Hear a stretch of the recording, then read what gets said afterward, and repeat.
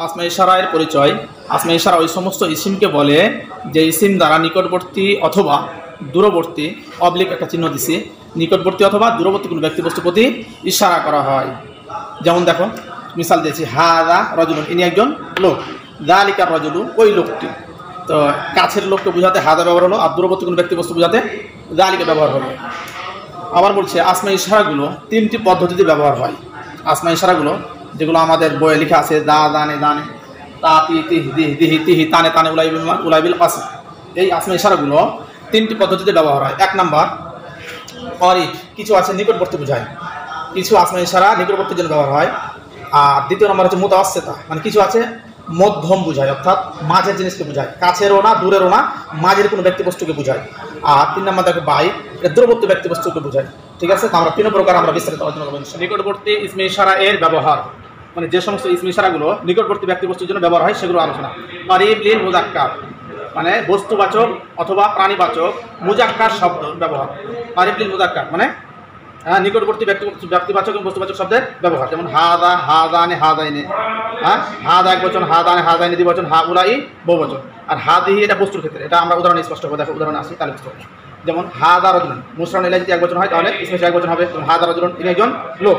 হাদানে রজুলানে, তাসনিয়া হওয়ার কারণে হাদানে তাসনিয়া নিয়ে আসা হয়েছে, দ্বিবচন নিয়ে আসা হয়েছে। ঠিক আছে, রাআইতু হাদাইনি রজুলাইনি, তো রাআইতু আমি দেখেছি হাদাইনি রজুলাইনি, এই দুজন লোককে দেখেছি। হালাতে নাসবিতে আছে, এটা কথা বুঝে আসছে, হালাতে নাসবিতে। ঠিক আছে, এটা হালাতে রফিতে ছিল। আচ্ছা, এরপরে হা উলাই রিজাল, তো মুসরান ইলাই জমা হওয়ার কারণে, বহুবচন হওয়ার কারণে ইসমে ইশারাও বহুবচন নিয়ে আসা হয়েছে। ঠিক আছে, এরপরে দেখো বস্তুবাচকের ক্ষেত্রে হাদা কলম, এটি একটি কলম। হাদানে কলামানে, মানে এই দুটি কলম, হাদানে কলামানে, এই দুটি কলম।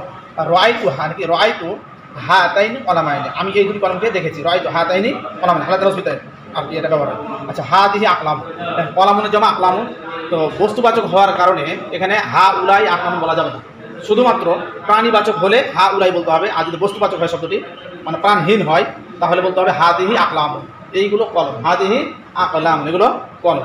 প্রাণীবাচকের ক্ষেত্রে তোমার হা উলাই, আর বস্তুবাচকের ক্ষেত্রে হাদিহি। ঠিক আছে, আমরা বুঝতে পারবো না যে করিব লিল মুযাক্কার মানে নিকটবর্তী, মানে পুরুষ নিকটবর্তী মুযাক্কার শব্দ, বস্তুবাচক হোক অথবা প্রাণীবাচক হোক, সেগুলো বোঝার জন্য কীভাবে ব্যবহার করতে হয় সেটা আমরা স্পষ্ট করলাম। এবার আমরা জানবো করিব লিল মুআন্নাস, মানে নিকটবর্তী স্ত্রীবাচক শব্দ ব্যবহার। ঠিক আছে,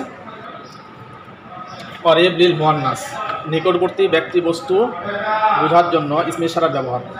নিকটবর্তী ব্যক্তি বস্তুর প্রতি ইশারা করার জন্য ইসমে ইশারার ব্যবহার। দেখো হাদিহি, হাতানে, হাতাইনে, হা উলাই, হাদি, এগুলো আমরা উদাহরণে স্পষ্ট হবে। দেখো মিসাল, হাদিহি ইমরাতুন, ইনি একজন মহিলা। হাতান ইমরাতানে, ইনারা দুজন মহিলা, কাছে বোঝাতে। রাআইতু হাতাইন ইমরাতাইন, হালাতে নাসবিতে, আমি দেখেছি এরা দুজন মহিলাকে আমি দেখেছি। এরপরে হা উলাই নিসাউন, এরা সকল মহিলা। এরপরে বস্তুবাচকের ক্ষেত্রে আছে, এটা হলো প্রাণীবাচক। করিব লিল মুআন্নাস প্রাণীবাচক, যেগুলো নিকটবর্তী আসমা ইশারা ব্যবহার করা হয়েছে, মানে প্রাণী বোঝানোর ক্ষেত্রে, যেগুলো মুসরান ইলাইগুলো, যে মুসরান ইলাইগুলো প্রাণী, যে মুসরান ইলাইগুলো প্রাণীবাচক। এখন বস্তুবাচকের ক্ষেত্রে কীভাবে ব্যবহার করবো? যেমন হাদি কুরাসাতুন, এটি একটি খাতা। হাতান কুরাসাতানে, এটি মানে এই দুটি খাতা। রাআইতু হাতাইনি কুরাসাইতাইনি, এই দুটি খাতাকে আমি দেখেছি, হালাতে নাসবিতে আর হালাতে রফিতে। তো এগুলো আমরা 16 প্রকারের আলোচনা করলে স্পষ্ট হবে। তারপরে হাদিহি কারারিস, অর্থাৎ বস্তুবাচকের ক্ষেত্রে তোমার হা উলাই কারারিস বলা যাবে না। বস্তুবাচক যখন হবে জমাটা, বস্তুবাচক জমার ক্ষেত্রে আমাকে হাদি ব্যবহার করতে হবে। ঠিক আছে, হাদিহি কারারিস, এইগুলো খাতা।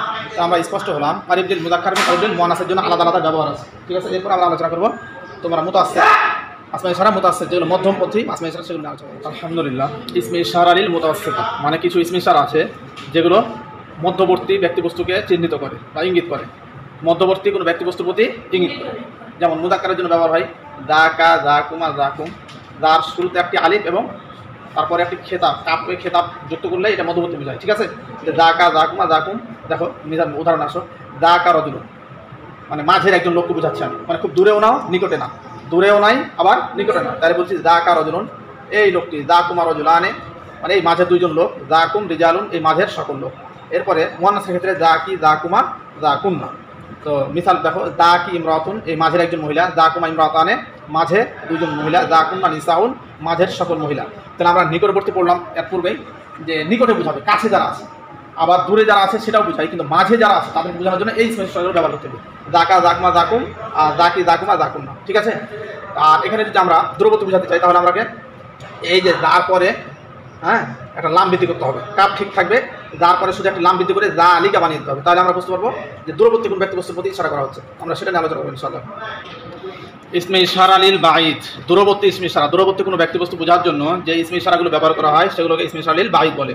তো দেখো যা আলিকা, যার পরে একটি লাম এবং কাপে খেতাব লাগিয়ে আমরা একটা ইসমে ইশারার পূর্ণ রূপ তৈরি করেছি, সেটি হলো যা আলিকা। আসলে ইসমে ইশারা কি শুধু যা, শুধু কি যা, হ্যাঁ শুরুতে হায় তামবি লাগার পরে হা দা করলাম নিকটবর্তী বোঝানোর জন্য, আর এখন হা বাদ দিয়ে জালের পরে লাম মানে লাম লিল বাঈদ, লামটা দূরবর্তী মানে দূরবর্তী ব্যক্তি বোঝার জন্য এই লামটা ব্যবহার করা হয়, আর কাপটা হলো কাপে খেতাব, ঠিক আছে। তো জালিকা জানিকা উলাইকা, জালিকা একজন অর্থাৎ ওয়াহিদ, জানিকা তাসনিয়ার, উলাইকা বহুবচন, ঠিক আছে।